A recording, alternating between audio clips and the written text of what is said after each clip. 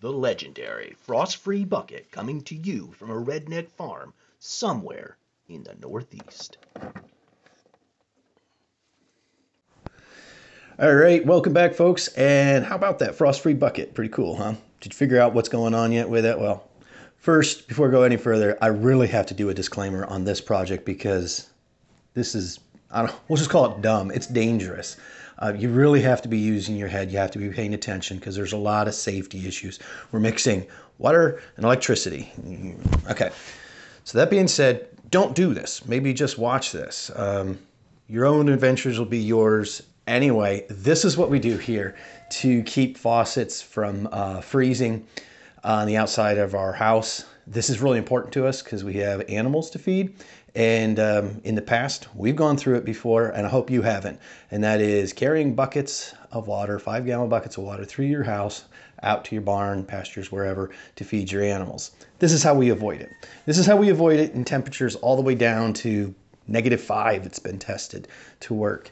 So what we have here, as you saw earlier, is our bucket. Nothing special. What's special is what's inside. Aha! This is our source of heat. This is an incandescent bulb.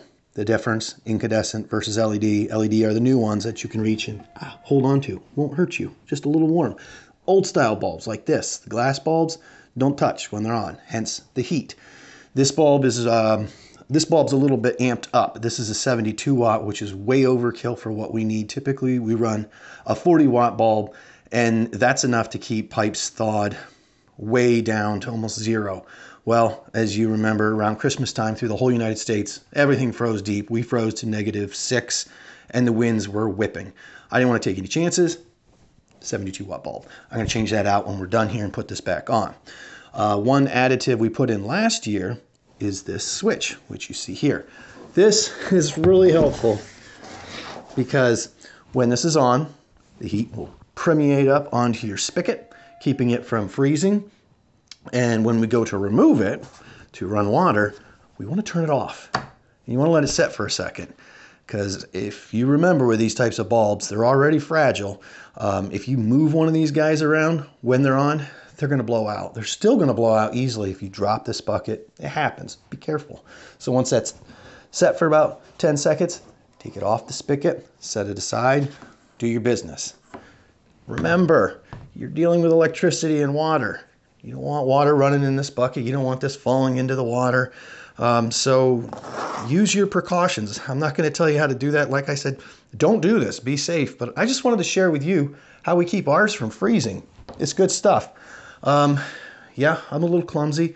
Usually by the end of winter, I've gone through 2 or 3 bulbs, dropping it, whatever. Sometimes I just come home and the bulbs burn out. This is a white bucket. We have another one that's red. It's kind of neat. You can see it from half mile away that it's on, which is nice to know. Like I said, I've never had one of these freeze up. When they're hanging on the side of the house, the heat just kind of naturally goes up and constantly heats up that spigot head. You can go out, you can get yourself one of those, and you could also get yourself a styrofoam cup. It'd be about the same up here. They don't keep the water spigots thawed out. We even have a long neck spigot that goes under the house. It's just when that wind hits that metal faucet, inevitably it freezes.